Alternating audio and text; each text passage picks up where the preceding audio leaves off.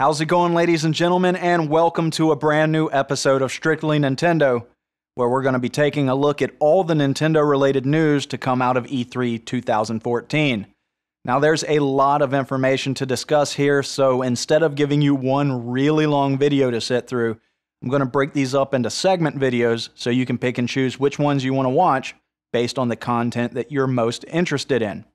And we're going to start things off with a look at Nintendo's NFC figures called Amiibo. Personally, I really like the idea of Amiibo. I think it's very unique, and I think it's just another aspect of another example of the unique and innovative qualities of Nintendo. One of the reasons that I really enjoy them as a company and have been a longtime fan of theirs. To me, it's more than just how it can enhance gameplay and add replay value. Now, I mean, there is definitely that aspect, and that's very important, and how it's going to interact with major Nintendo IP, in the near future and down the road is yet to be seen, and how that's going to play out is really cool. I mean, the possibilities are endless, but one of the things that, some people may not know, or a lot of people may not remember or talk about, is that Nintendo used to be a card gaming company. That was their thing. And, to me, it brings in a little bit of aspects of Nintendo's, history. You have the collectibility factor of it, which is really cool. You can choose which characters you do want. And then, if you just want a handful of them, you can take those characters and have them for display and use them in game. Or you can collect them all and maybe only use a few of them in game or all of them in game. Or if you're a hardcore toy collector, you can get them all, have a set for display and game use, and then have a set that you keep in the package for the collectability factor of it.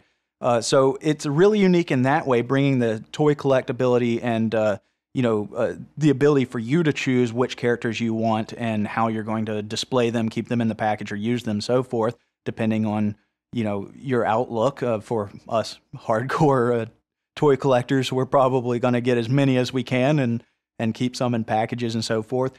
The other thing is it does play to Nintendo's history as a card game company, with, for instance, Pokemon and things of that nature, where you'd sit around a table with friends or family members and, you're playing turn-based strategy games with cards, and now you have that aspect in video games. So it's taking that to the virtual reality world, which is really neat, because now it's like you can be pitting yourself against a friend or family member in Smash Brothers or another game, and you can then whip out your NFC figure and pop it onto the Game Pad, inject that character into the game, and now, it enhances the gameplay.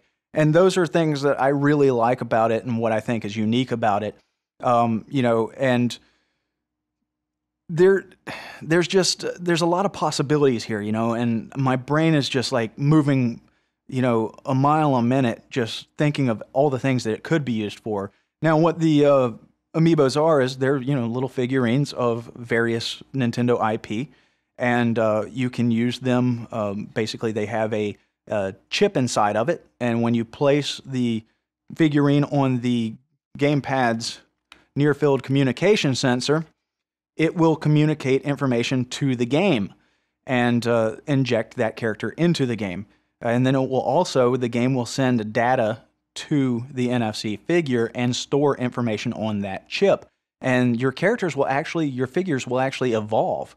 The more that you play a game, the more that the character adapts, and over time throughout gameplay, that data will add to the character and evolve. So, you could have the same figure as a friend or family member, and they'll be completely different figures, because how you interact with your Amiibo will be different than how they interact with them.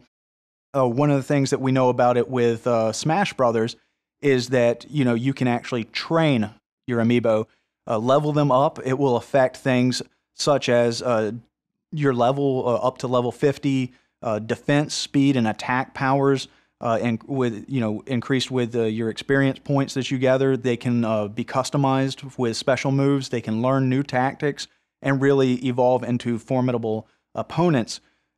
You can fight them yourselves. You can use them as an assistant to help the character you're controlling beat opponents, whether it's a CPU or a friend or a family member. a friend or family member, you can pit your amiibo against theirs. And, you know, as they evolve, it brings a lot more fun in gameplay. Instead of just sitting there playing a CPU-controlled character, you can actually fight your own amiibo. Of course, the amiibos will evolve more quickly and adapt a lot better if you pit amiibo against amiibo. So it's kind of like Pokemon in that regard. But you can definitely fight your own amiibo. You can fight alongside of them. You can pit amiibo against amiibo, or amiibo against a friend or family member. And that, to me, really adds a lot of uniqueness because you could have tournaments now.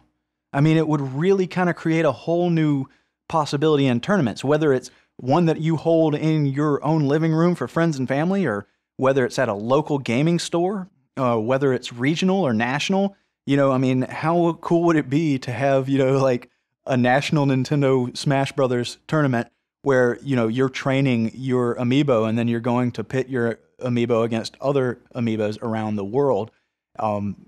You know, little things like that. These are all possibilities, you know, that I'm just coming up with off the top of my head that I really like about this whole new system. And, you know, it creates a very unique thing there. And we know that you can use them across multiple games. Right now, we know they're going to be compatible with Smash Brothers, Mario Kart 8, Mario Party, Captain Toad, Treasure Tracker, and Yoshi's Woolly World.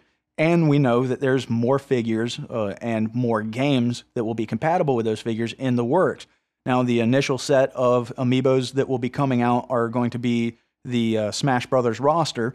But, you know, if you have Mario and you're playing Smash Brothers and, you know, you're grinding and you're leveling up Mario and you're customizing his special attacks and getting him to learn new tactics and so forth, that's your Mario and Smash Brothers. But then if you take that figurine and you use it in Mario Kart, he's just Mario.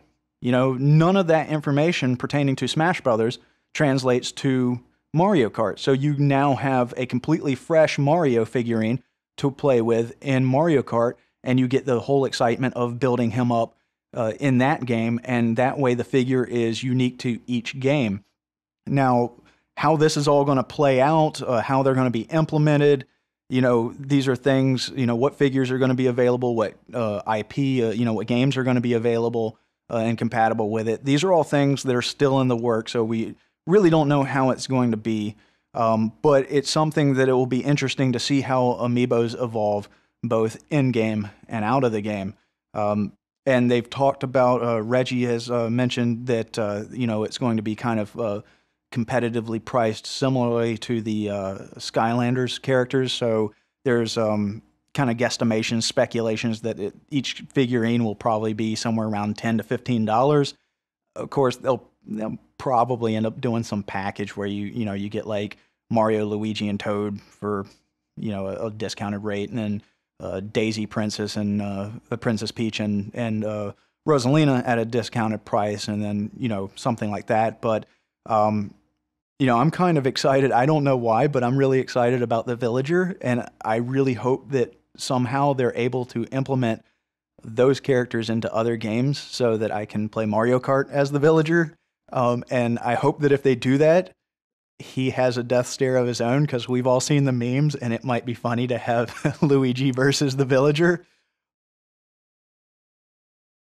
You know, but it's possible, you know, whether it's a DLC pack that expands the roster, or whether it's like, you know, Skylanders, where, you know, you have a software update that puts those characters into the roster for Mario Kart, and then because you purchased the figurine, all you have to do is touch it to the game pad, and that unlocks the character within that game. So there's a lot of possibilities. Don't know how it's going to play out because it's still in development. But it's definitely a really cool thing. It's really innovative. I think it's something that's fun for everybody. You know, I see a lot of people my age, a lot of people older than me that are excited about this. You know, not just because, and I think it's probably the toy collector aspect of it, but also, you know, there's just so much potential in how Nintendo can implement this to really evolve gameplay and add replay value for their major IPs. So it will be cool to see how things work out, and you know, as more information, you know, more significant and confirmed information comes out, I'll definitely be doing some updates. And for right now, that will do it for this episode of Strictly Nintendo.